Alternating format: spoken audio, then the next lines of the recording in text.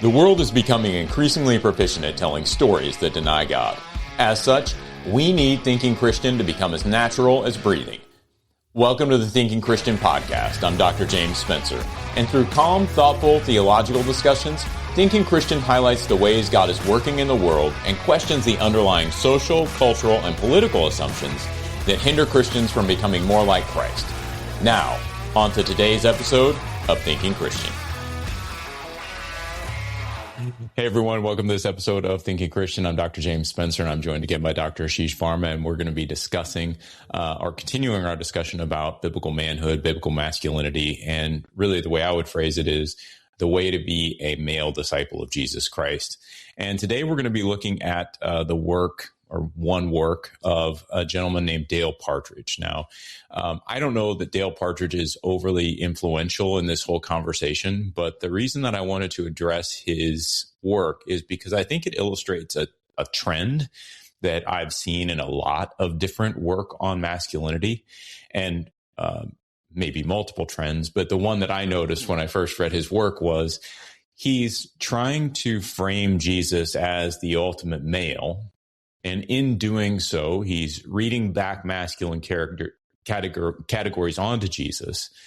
And I think creating a problem that he maybe doesn't even realize he's creating, which is if male and female Christians are all to conform to the image of Christ, and Christ is uber masculine, it seems to me that you have to do one of two things. You either have to be able to distinguish between what is faithful, humanly faithful in Jesus, and what is masculine, so that women emulate the faithfully human part of Jesus, but not necessarily the masculine aspects of Jesus. Or you have to shoot for androgyny, meaning that as women conform to the image of Christ, they are going to become more and more masculine. Now, in the context of his work, it's clear that he does not want the latter. It's also clear that he can't do the former, that there's no chance that you're ever going to get these separation between, oh, okay, this is where Jesus is being manly or masculine, and this is where he's being faithful. And so to me, these alternatives are there's a through line of those two problems in almost every book on masculinity that tries to do this with Jesus, tries to do it with other biblical characters, and we'll see some of that as we go through his work. So I'm just going to read a passage, and then Ashish will kind of dive in and start talking about this. I know there's a lot of points to raise here, so we'll just jump right into it. Here's a passage from one of his articles. We'll link this in the show description. I'd encourage you to take a look at it. This is what he says, quote, "Jesus was a man, conceived by a virgin, born biologically male, raised by a carpenter, a boy wise beyond his years, fully divine and potently masculine. In fact, if you hate masculinity, you will despise the biblical Jesus.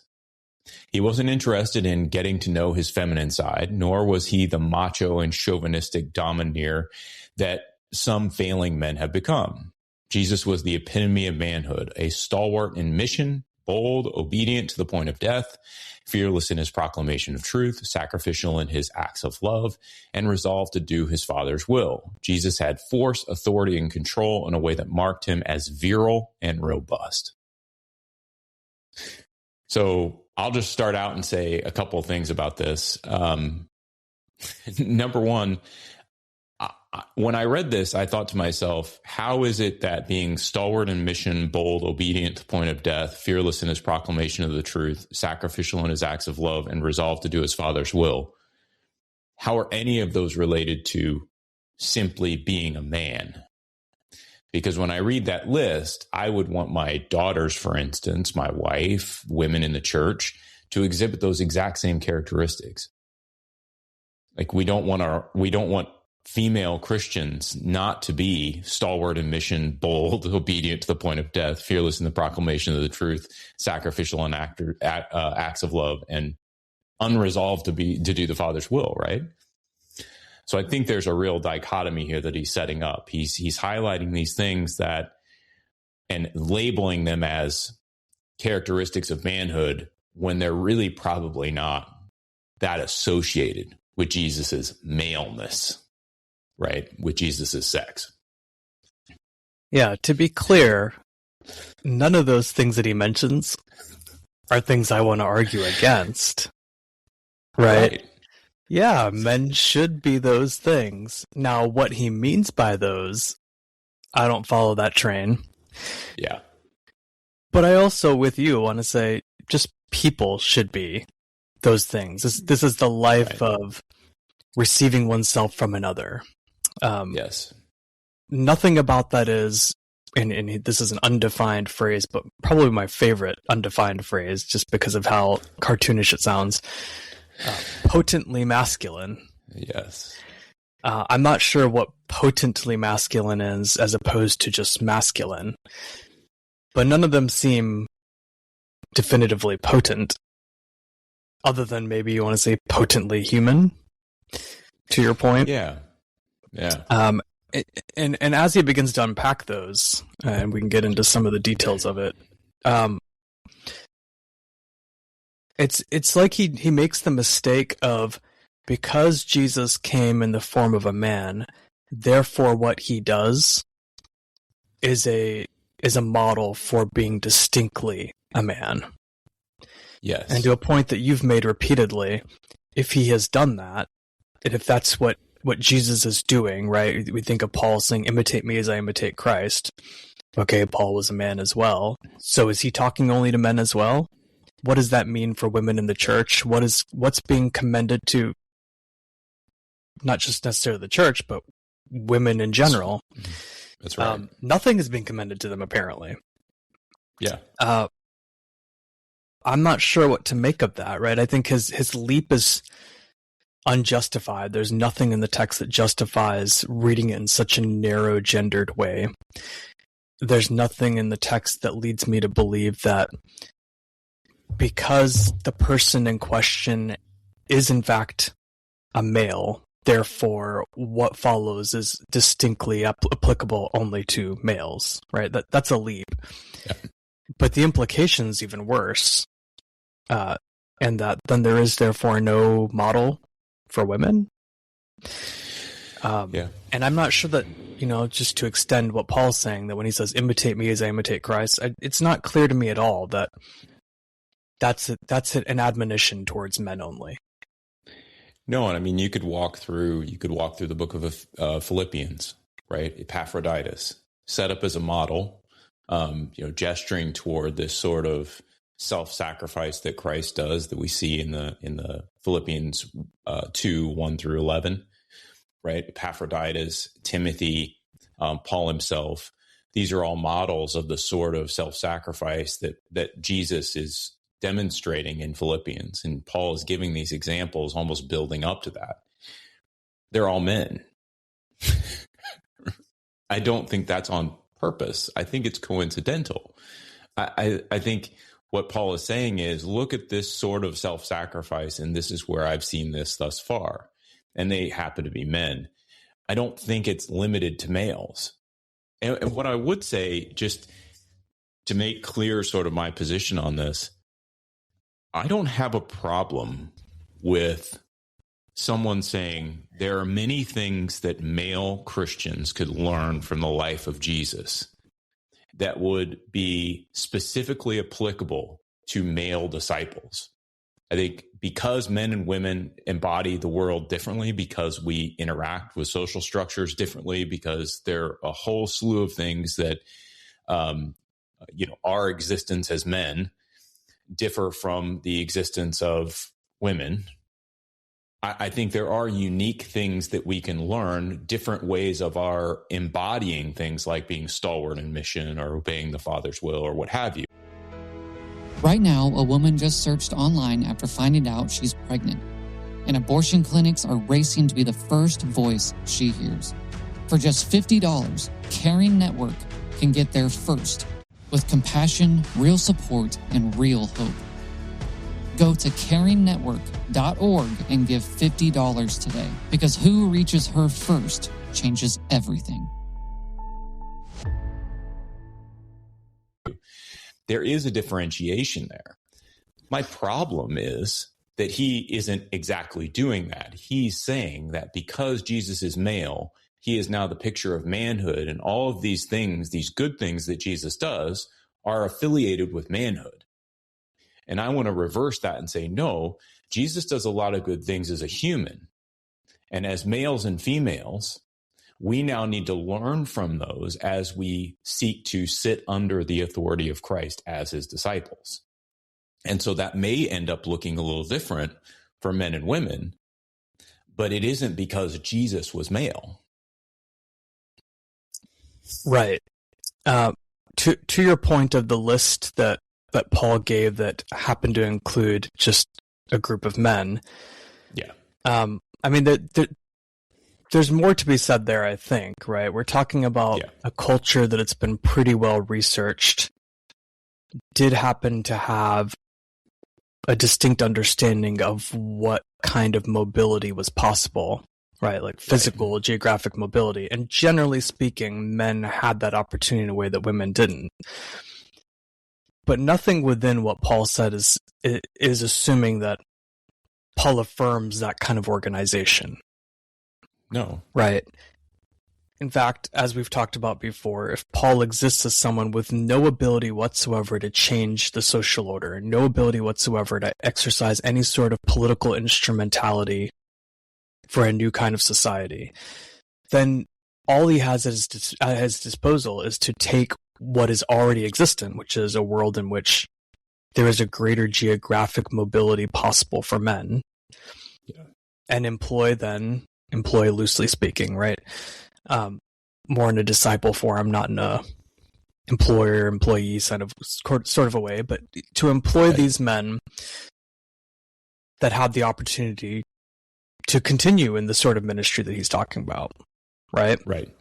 But that doesn't mean that in other places, think, for instance, the book of Colossians, that he's not also commending women who are deeply important within the functioning and establishment of a church. Yeah. Additionally, I think it's worth noting an important feminist critique of that sort of thinking that Partridge is giving.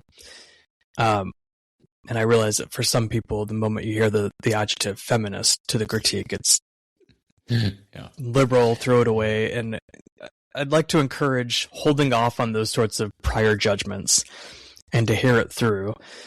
But the feminist critique is oftentimes we see this sort of language of a commendation of humility that seems to be distinctly driven towards men because we live in societies historically, almost universally, where men are the ones in positions of power or control or dominion.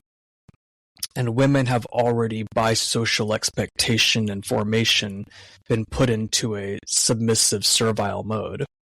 So that then when we say a counterbalance to that is be humble, it's not really directed at those who don't even have the opportunity to exercise the kind of individual and social power to have to be told be humble, right? Sure. And so what feminist scholars will often point out is then that notions like be humble directed towards a woman register in a very different way. In fact, probably often aren't precisely applicable the way that we think about it when we say men be humble. Now, why this is important, I think, is fairly simple, and I'll use my kids as an example. You know, every so often, as most parents have to do, you have to refresh house rules.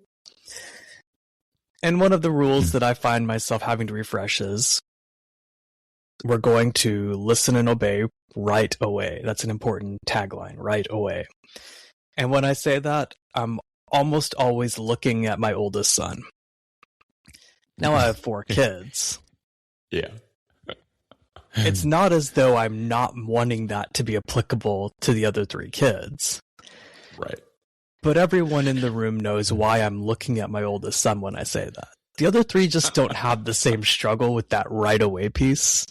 Yeah. Versus my oldest son, who's more inclined to say, oh, I'm happy to listen, but these 10 things first. Yeah. No, it's time for dinner. Get to your seat. Anything else you have to offer? Once we start eating, you can say it, right? Yeah. The others seem to get that a little bit better. That doesn't mean that it's a rule only for the one, right? So the parallel here is that with the feminist critique, with the way that or against the way that Partridge is reading. He seems to kind of miss the ups and downs or the valleys that go with audience, even if we were to grant him, which I'm not sure that we can, even if we were to grant him this sort of gender distinction in who these statements are being made towards. There are social patterns at work and historic familial environments at work that mean that sometimes you do have to say, listen and obey right away, and direct it more specifically at one person or one group of people, even if you mean that for everybody. And I think that's kind of what's at stake with the feminists. It's not that the feminist scholars saying the kind of virtues that are at play with him. Now, some feminists would say, let's do away with humility as a virtue. That's a longer conversation. But the core, I think, at play here is the sorts of things we're trying to get at are missed if we're saying if we're saying that these things belong to a woman's place already, then to direct that commendation towards a woman misses the larger social pattern. Understood. Yeah. Right. So I think that's a kind of texture that Partridge would benefit from. Yeah. He would benefit from a lot of different texture, I think. It's, I think one of the more dissatisfying aspects, and I did read his book, so we're referencing an article just because it's a little easier on the podcast, but I did read his book. There isn't a lot more argumentation there that I would find compelling in his book than I find in his article.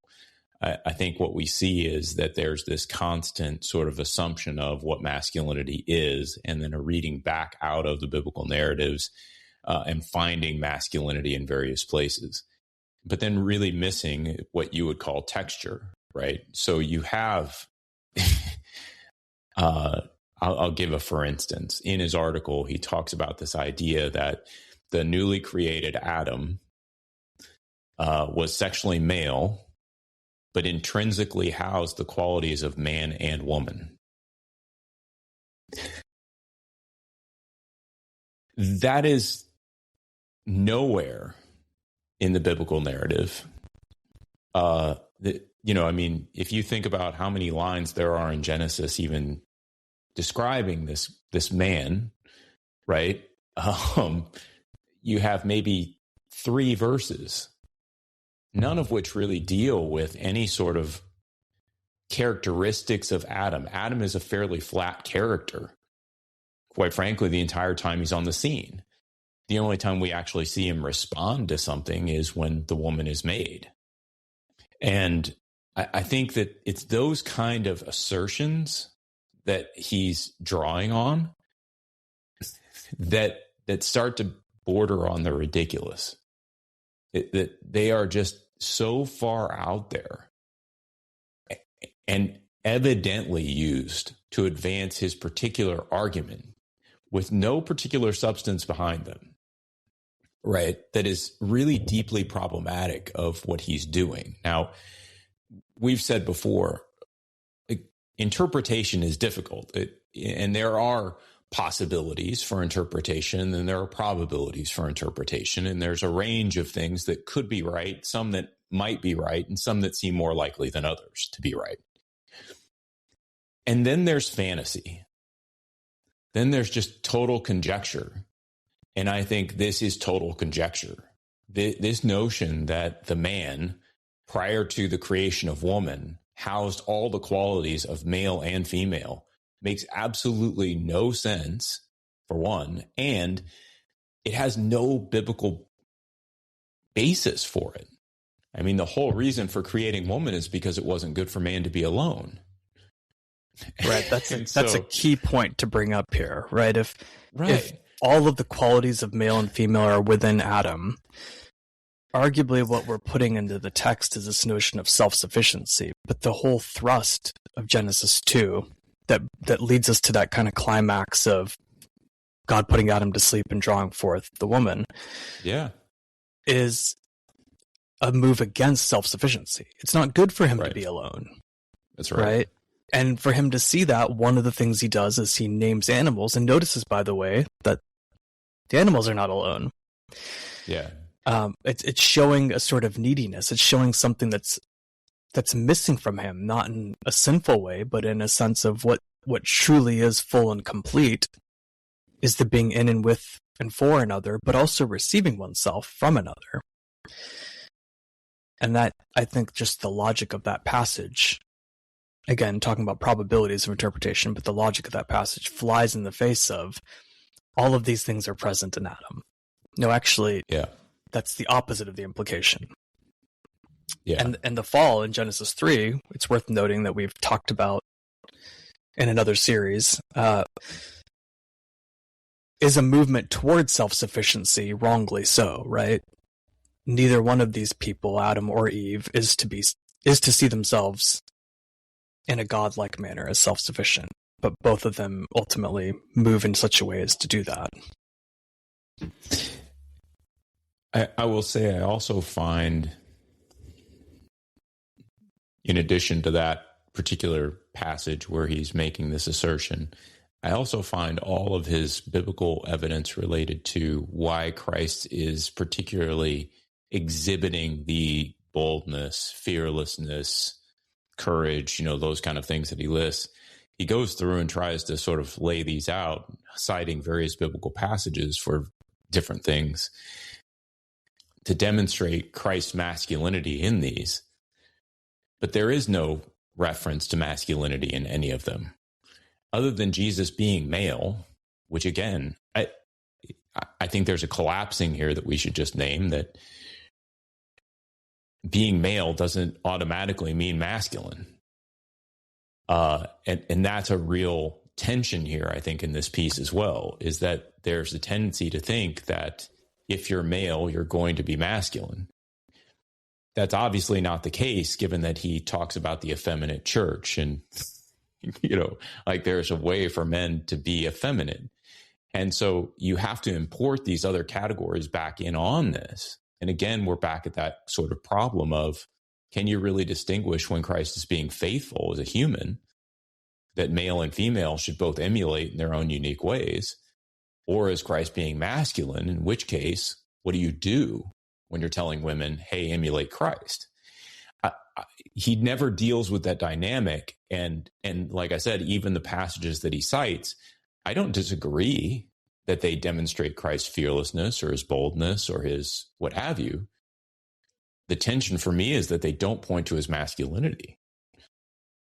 So I don't know. Any thoughts on that? Yeah, agreed.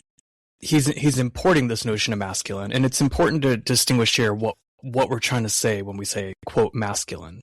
Masculine is a social gendered term, right? It has a content of what does it mean to fulfill this. So you can be male, but not masculine, insofar as whatever it is that entails being masculine, you just don't fulfill, right? So that's the real question at play here. And not only do we not get a content of what that masculine is in the text, we also don't get any indication that that's even in the framework of the authors of the text. I think it's an important point that you just raised as well, that the New Testament and really the Old Testament both depict the covenant communities that are at play in the position of bride. Yeah. And bride in this case, in terms of the church, with the Old Testament biblical Israel, is made up of men and women. It's made up of old and young. It's made up of middle age, right? It's a whole spectrum of people. And this is a point that I've tried to make to students, and I find it really actually gets them to pause and maybe hurts their brain a little bit to think about it. But if we're going to play the game of masculine and feminine, if we're going to play that, then we have to consider the strangeness of the call for a body, a covenantal body that is made up of men and women, to be identified in the whole as feminine. Yeah. Right? Yeah. Now, I don't think we should be playing the masculine feminine game in quite this way. Right. But we should pay attention if we're going to, right? That's right. But it's worth pointing, even if we set aside the masculine feminine game and we just point out the church is called the bride of Christ even independently of that masculine, feminine, social sort of circumscribing of roles and formation, men are in fact called to the kind of submissiveness that's often placed socially upon women from reading the text, right? Yes. The larger thrust, so I'll draw from the theologian Henri Blocher here, the larger thrust of, for instance, Ephesians 5, which Partridge appeals to, where it says, men, love your wives as Christ loved the church, is also to point out that the larger image here is that covenant community of church, because that covenant community of church now places you, most importantly, he uses the word theodramatically, which just means within the larger forming of the story of God, as the bride of Christ. So everything that's given there for the man in that particular setting is meant to be an image of what the man himself is supposed to do before Christ. Yeah. And that's before we even talk about the larger setting of Ephesians 5, where Paul first speaks of each of these people, male and female, submitting to one another, right? And that's before we consider that in some ways the ask upon men was actually greater than the supposed ask upon women as submit to your husbands, right? Yeah. Because men are now put in this position of a kind of obedience all the way to the point of the cross. Yes. And by the way, remember, ultimately you're part of the bride, which means really this is a picture just of getting to the real issue, which is submit to Christ, who was the one who, as the male, already was the one who submitted, right? He submitted to the will of the Father. Yeah. Not my will, but yours be done. So through and through, on so many levels, this idea of submission and obedience actually doesn't give you a picture of masculine or feminine. It just gives you, as you've said, as we've said, being a human being, and actually even giving you an image of the inner life of God's self, right? The Son submits to the will of the Father. The Spirit submits as the voice or the breath of God going forth. Mm-hmm. And even in that moment, the Father gives all that the Father has to the Son, right? Like there's mutual acts of submission all over the place. So to be human and to imitate Paul as he imitates Christ is just a giant list of, whether you're male or female, it's to live for the other and to receive oneself in fullness from the other. Yeah, and I think we've, just as you say that, there's something about what does it look like for us to be in union with one another, serving one another, mutually submitting to one another. And this is the context of Ephesians 5 as well, 5:15. Are you seeking to deepen your faith and embrace your identity in Christ? Then tune into the Bought and Beloved Christian podcast hosted by me, Kirby Kelly. Join me each week as we dive into God's Word, explore its truths, and learn how to live out our faith boldly. Whether you're new to the faith or looking to grow closer to God, the Bought and Beloved podcast offers insightful discussions, heartfelt encouragement, and practical advice for your spiritual journey. Subscribe now on your favorite podcast platform, and let's walk this faith journey together here on the Bought and Beloved podcast. 21 talk a lot about these things. Somehow we've gotten caught up in the whole who should lead kind of conversation. Who's ultimately in charge at this moment, and how do women fit within the overall structures of the church? And I just think it's not an unimportant conversation, right? I wouldn't trivialize it. But what I would say is, I think we've decoupled it in many ways from this conversation that we're having right now, which is we're all supposed to be in mutual submission to one another. I said this to one of the guests we were talking about. It was Krista McCurlin. She wrote a book on authority, and we were talking a little bit about it. She was going through 1 Timothy 2 and just talking about some of the interpretive challenges there. And she talked about, why wouldn't we follow the clear teachings of Scripture kind of thing? And my comment was, it's not unclear, right? A clear passage is Romans 12:10. Outdo one another in showing honor. right? If we want a clear passage to follow, Romans 12:10 is just, for me, it's hard to beat. We are to outdo one another in showing honor. If we start there in our conversations, a lot of these things, they may not go away. I don't think the interpretive questions go away, but they're dealt with in a much different manner. If we're trying to outdo one another and showing honor, that is not, and I honestly, I think some people would hear that and they'd be like, oh, that's just, that's a feminine idea of some sort, right? You're just trying to cultivate empathy and compassion and just let people do whatever they want to do. No, outdoing one another and showing honor doesn't mean that people get to do whatever it is that they want to do. It means that we bear with one another in ways that are leading each other to become more conformed to the image of Christ. And so to me, it's like, if we could focus in on some of those clearer passages, we'd have much less trouble dealing with some of these interpretive issues than it seems like we really do. People tend to get mad. They tend to get anxiety about these things. They tend to have frustrations. I mean, again, sort of at the end of his article here, he goes back into the effeminate infiltration of the church as seemingly the underlying problem for which the masculinity of Jesus is the solution. And I sit back and I say to myself, is the effeminate infiltration of the church really the church's biggest problem? Like, is what we need are manlier men in the church, and then the church's problems would really be solved? I don't have any problem saying, sure, I wish there were more men in the church. I wish there were more godly men in the church. But it's not so that we could solve an effeminate problem. Right? Don't you just want more folk in the church?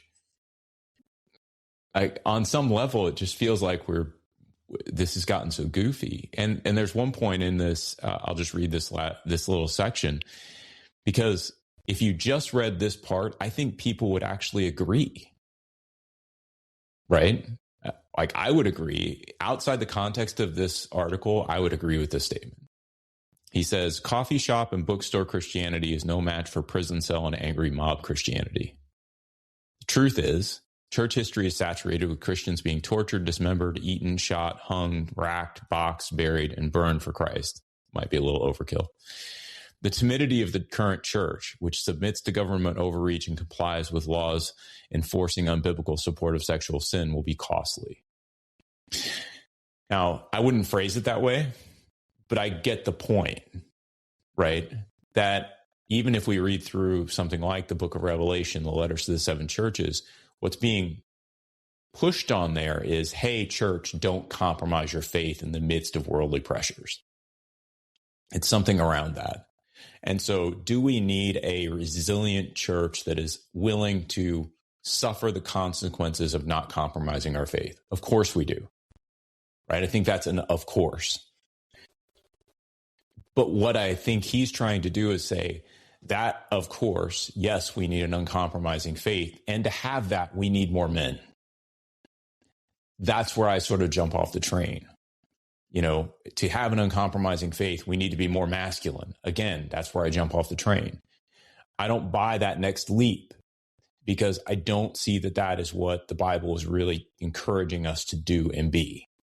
The Bible is really encouraging us to be like Christ, not in the manliness sense that he's arguing, but in the faithfulness sense that we see in Christ, that we see in Paul, that we see in the hall of faith in Hebrews 11, right? All these different places, right, where these pictures of faithfulness are held out for us, regardless of male and female. That's what is necessary. But I think he's trying to sort of solve a problem that's not actually there. And maybe the better way to say that is he's trying to solve a problem that he's uncomfortable with, as opposed to solving the problem that we really need to address. Is it fair to say that the problem he sees is really a political issue? Let me set up why I'm asking it that way. Yeah. He sets it up as an issue of masculinity. Yeah. I can think back 25 years ago as a teenager going to church, not from a church tome, but having gone to church and it was Father's Day. And hearing basically the same message about the need for men to be men and books being passed out that I think I still have somewhere buried. That was honestly a very cringeable book to me. I won't mention the name, not worth it. But it's a call that I've been hearing for a long time. As I've studied, I've seen this call really dates back to well before my lifetime. It's a pretty common call within American Christianity for men to be men and the church to be church. The world is being effeminized and the church is being effeminized with it. I look around and I don't see that, to be honest. I look at what the biggest earners at the box office have been over the last decade, decade and a half. And they're superhero movies that emphasize a particular image specifically of the men, right? Yeah. For every Wonder Woman and Black Widow that you have out there, there's at least 10 Supermans and Thors and Iron Man and Batman that are bulging muscles. Right. I think back to the late 80s when the modern superhero genre in film form was when it began, and it began with that Michael Keaton Batman movie. And the great criticism was, I don't think Michael Keaton can be Batman. He's too small. He's short and he's not muscular. Right? Yeah. I look at the comic book world that came out of, I mean, unrealistic muscles bulging out of these very manly men. Right. I look at the film industry that preceded the rise of the comic book movie as the supreme, and it's the Arnold Schwarzenegger, Sylvester Stallone archetype. Yeah. Before that, it was the Western and the spaghetti Western with Clint Eastwood. Yep. If anything, the image of the man has become more ripped and more exaggeratedly masculine. You look around at, clothing and cologne and shaving commercials, and like, yeah, that's an image of man that's very muscular. Right. Right. Yeah. And then when I look within the church and I see that this phenomenon of men be men predates my lifetime, it's not clear to me what it is that he sees going on that he's harping against until I say, oh, I think this is politically motivated. I think there's a particular desire to have a particular ordering or control or center of locus for the country or for culture or civilization or however he wants to put it. And that image seems to be driving him, because the sorts of markers he's pointing to culturally and within the church, I just don't see that as existing. I mean, I think it's interesting that he references the government overreach and complies with laws enforcing unbiblical support of sexual sin. Now, the government overreach, he's writing this in 2022, so sort of post-COVID and, hey, close your church, you can't gather, those kind of things, right? Which I know is contentious in the Christian community. I went to a church that didn't meet physically, and we did just fine.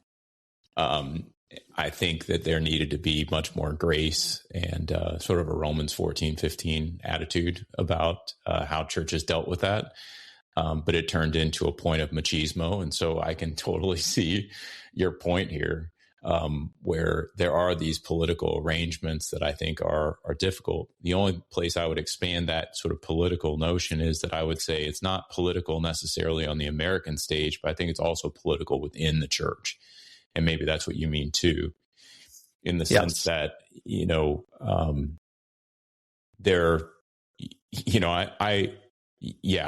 there are more women in the church than men. That's a point that he raises in the article. And I didn't look at that research. I didn't check that out.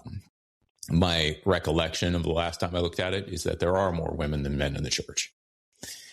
But if you look at the leadership of churches, I'm going to go ahead and bet that there are more men involved in leadership at churches than there are women. That the number of women lead pastors is a fraction. It's almost like the superhero movies, right? You've got Black Widow and Wonder Woman, and then the rest are males, And so I think that what we have is largely that in churches, and that would extend down into more of the invisible leadership structures of the elder boards, right? And a lot of that's driven by the complementarian perspectives and those kind of things. And so it's just difficult for me to understand why he thinks this is such a problem, given that if you look across the last 50, 100 years, probably the entire history of America, you've had men leading churches the entire time. You've had men leading denominations the entire time. Like, I'm not sure this is a woman problem, an effeminization problem, so much as it is the church does not have, I would say, a masculine feminine problem. Like, we don't have a bad mix of that. What we have is we have compromise. We have disagreement. We have lack of formation, however you want to say that. We have a discipleship problem, and we have a compromise problem. That's sort of the way I would diagnose it. And so all of this that he's frustrated with regard to, the effeminization of the church, I tend to agree with you. I don't see it.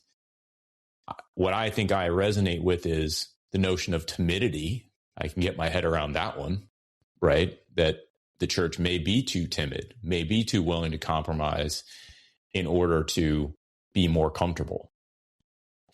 I can see that one, but I don't see that as an effeminate characteristic. I just see it as unfaithfulness. Agreed. Yeah, that's a being formed into the image of Christ issue. It's a right. Eating from the tree of self-sufficiency, the knowledge of good and evil issue, right? Which was, by the way, not a male-female issue. Both did it. It's not clear to me that it's a masculine-feminine issue. And it's worth noting as a footnote anyway that I think far more men have left the church because they don't live into these masculine ideals and they don't find a place for themselves in the church than have left the church because the church has mauve walls, whatever mauve is, as Driscoll said. Yeah. Forgive me, everyone out there. I don't know what mauve is.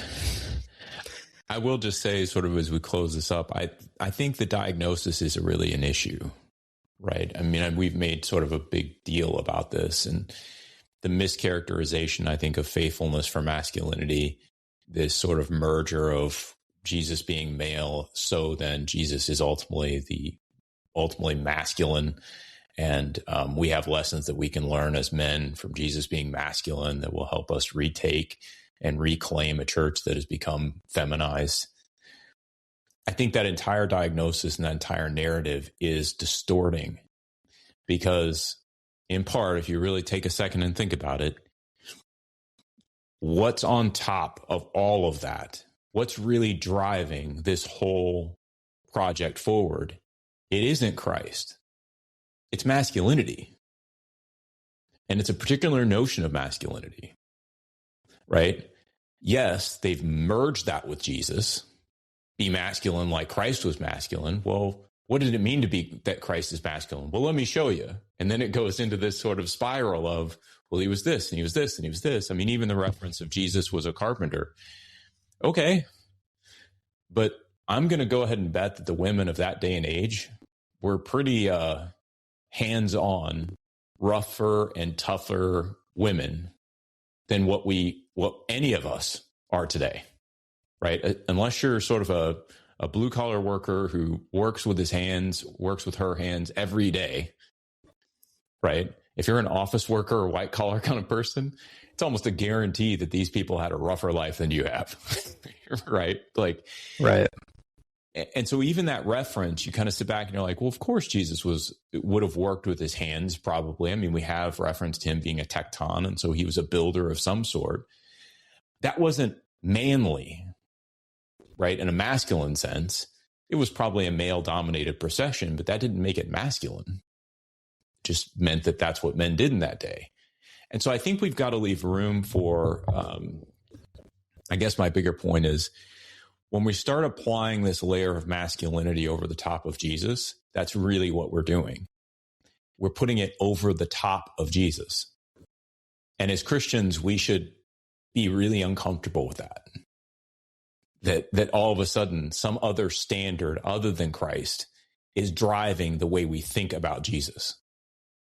That to me is the biggest problem with this sort of line of thought, is that it sets up masculinity as a standard outside of and separate from discipleship for men in the church to live up to. And so I think his diagnosis of the problem and the solution he suggests is only going to lead the church down darker roads, not necessarily better roads. Agreed.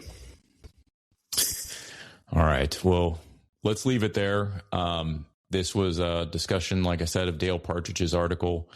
Again, we're not trying to pick on these folks, but they do offer helpful examples of the way that these things can be misread. And so we'll link the article in the show notes, encourage you to take a look at it. And as you do, just really read it with a critical eye, saying, does anything he's saying necessarily relate to masculinity? And if you had to, after you read the article, could you actually describe what masculinity is? And I think people who read this honestly will have to say no to both. Like, they won't be able to construct masculinity. They won't know exactly what masculinity is. And most of the passages he addresses certainly could be applied to women or men. They aren't specifically masculine. And so he's one of the gentlemen that does this. I think there are others. And so this is something I would say we need to watch out for, not only in masculinity, femininity conversations, but probably in a whole host of other areas as well.